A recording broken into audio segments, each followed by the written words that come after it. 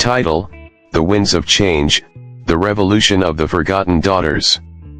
The roots of injustice. Nestled deep within the rolling hills of an ancient valley was a village, untouched by the outside world's progress, where traditions ran deep and old customs were revered. This village, named Bwenzi, had for generations thrived on an age-old social structure ruled by its traditional leaders.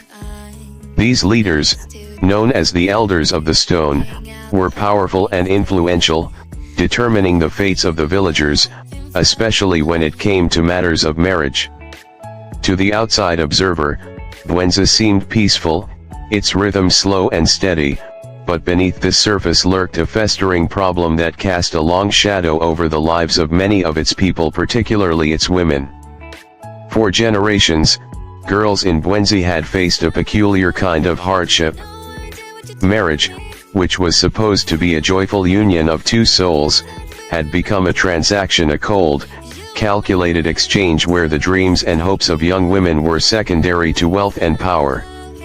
At the heart of this system was the bride price, a sum demanded by the bride's family from the groom in exchange for her hand in marriage.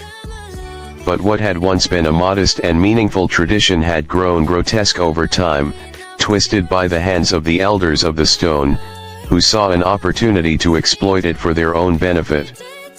The Elders, especially the chief among them, Mzi, had transformed this custom into a money-making machine.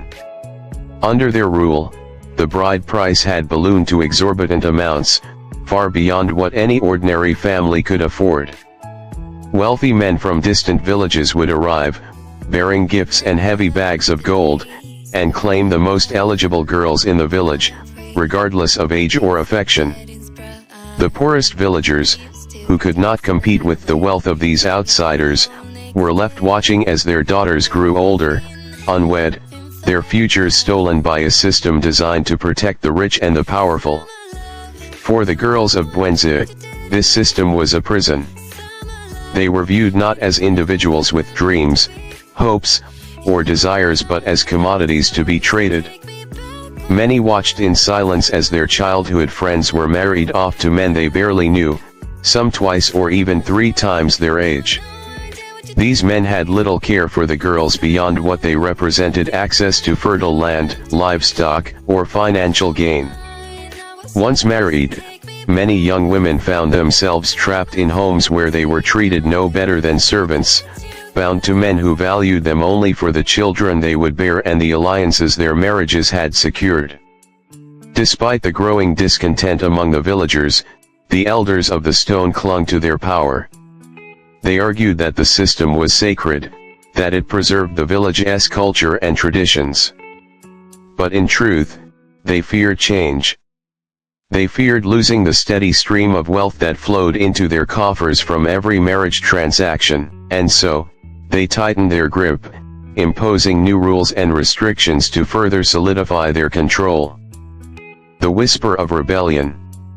The winds of change, however, began with whispers, quiet conversations in the shadows, murmurs shared between mothers, daughters, and the few brave men who saw the injustice for what it was. These whispers started in the homes of families who could no longer bear the burden of the Elders' demands. They spread through the market stalls, where women exchanged glances filled with frustration, and into the schools, where younger generations were beginning to question why things had to be the way they were. One of the first voices to rise above the whispers was that of Sifu, a schoolteacher and father to 3 daughters. Sifu was a man of strong principles, well respected in the village not only for his wisdom but also for his kindness. His daughters Mirembe, Zahara, and Kito were the light of his life, and as they grew older, his anxiety grew with them. He watched as potential suitors turned away, unable to meet the bride price demanded by the Elders. His eldest daughter, Mirembe, had long since passed the age when most girls were married, and she began to fear she would never find a husband. Sifu had watched his daughter's spirit dim, her joy replaced by quiet resignation. The pain of seeing her dreams dashed, not because of her lack of virtue or beauty, but because of the greed of the elders, became too much to bear. It was during one particularly somber evening, as his daughters sat silently by the hearth, that Sifu's resolve hardened. "This cannot continue," he whispered to his wife, Mama Sifu, a woman who had always been his confidant. "If we do nothing, our daughters will live out their lives as servants to a system that sees them as little more than property." Mama Sifu nodded, her face etched with worry. "The elders have ruled for too long," she said softly. "But what can we do against them? They control everything." "We start small," Sifu replied. "With words. With ideas. We gather those who think like us. There are others' families who have suffered as we have. If we speak together, they will have to listen." The first sparks. Sifu began quietly, seeking out the families he knew were suffering. He visited the home of Baraza, a widower whose daughter, Nalia, had been passed over by suitors for years. He spoke with Rukia, a weaver, whose niece had been forced to marry a wealthy merchant from a distant village and had not been seen since. Slowly, these small conversations began to grow into a network of dissatisfied voices. But Sifu knew that words alone would not be enough. The elders were too powerful, their hold on the village too strong. He needed allies from within their ranks.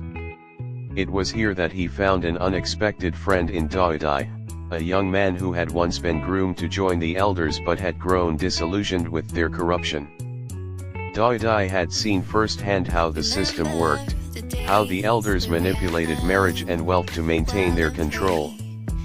His knowledge of the inner workings of the council became invaluable to Sifu and his growing movement. With Daidai's help, they began to plan. It was clear that a direct confrontation with the elders would lead to failure. They needed to strike at the heart of the problem, the marriage system itself.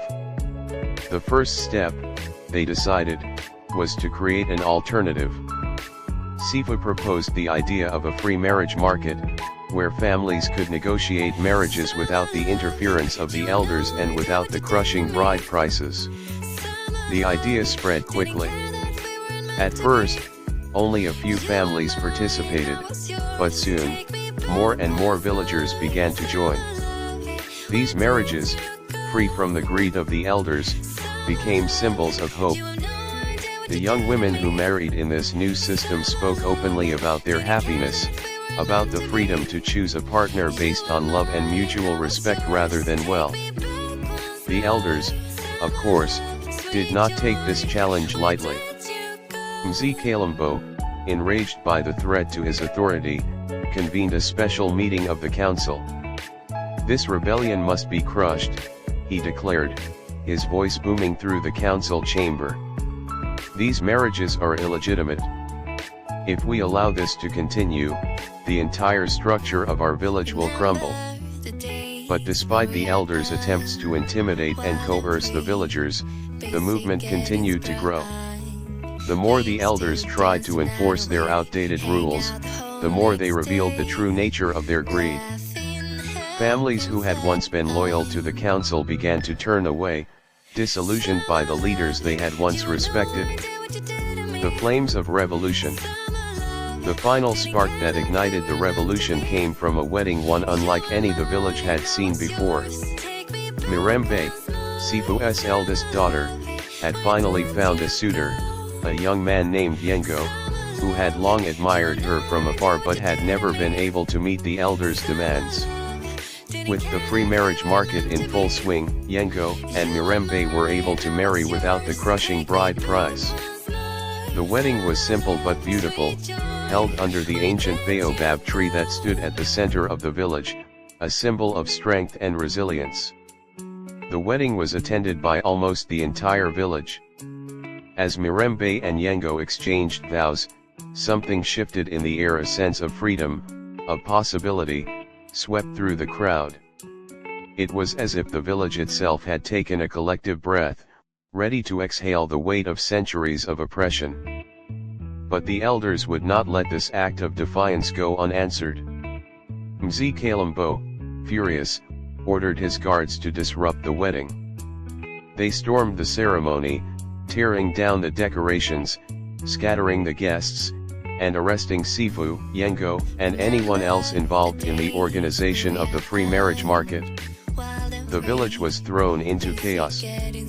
For a moment, it seemed as though the rebellion would be crushed. But then something unexpected happened. As the guards began to drag Sifu and Yengo away, the women of the village led by Mirembe and her sisters rose up. With a courage born of years of quiet suffering, they stood in front of the guards, blocking their path. "You will not take them," Mirembe said, her voice steady and strong. "We have had enough. This ends now." The guards hesitated, unsure of how to respond. The crowd, emboldened by the women's stand, began to chant, "Enough! Enough!"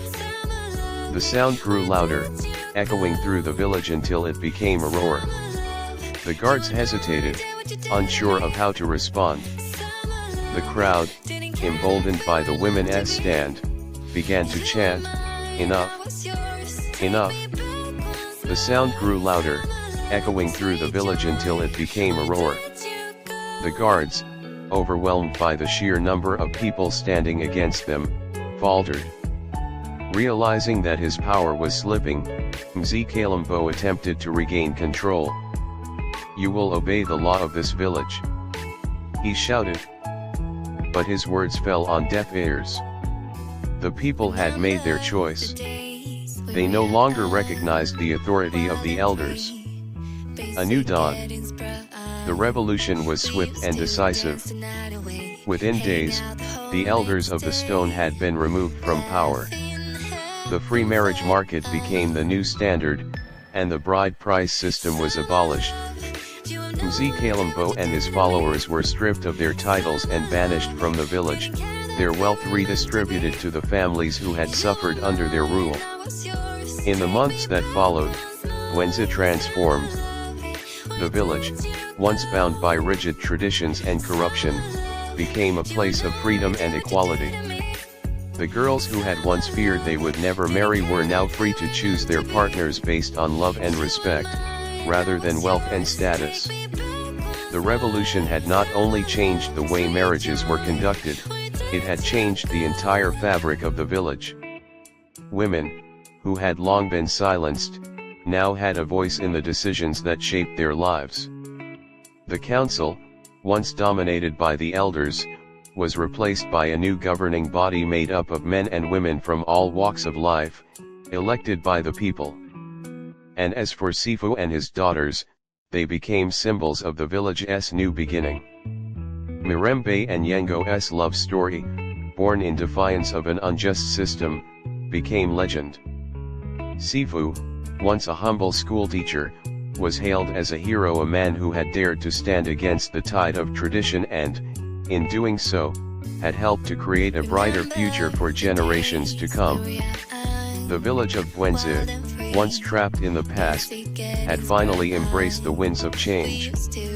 And with it, the daughters of the village, once forgotten and forsaken, were now free to live, love, and dream.